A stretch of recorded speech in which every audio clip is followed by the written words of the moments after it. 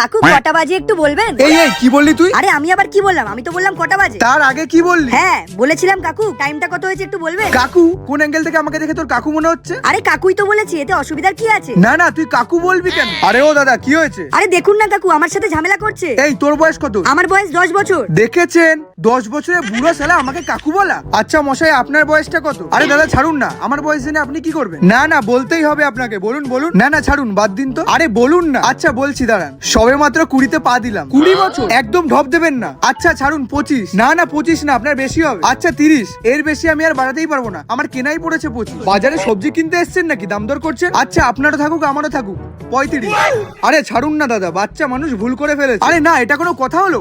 একটা 10 বছরের ধেড়ে বুড়ো আমাকে কেন কাকু বলবে ও? আরে কাকু বলেছি তো কি হয়েছে? আপনার চুলগুলো দেখুন পুরো পেকে গেছে। তো চুল পেকেছে, চুলকে কাকু বল, বল চুল কাকু। হিংসা দেখেছেন দাদা, সব জলে আমার গ্ল্যামার দেখে। সৌরভ গাঙ্গুলি দাদা, মমতা দি দিদি, আর আমি কাকু।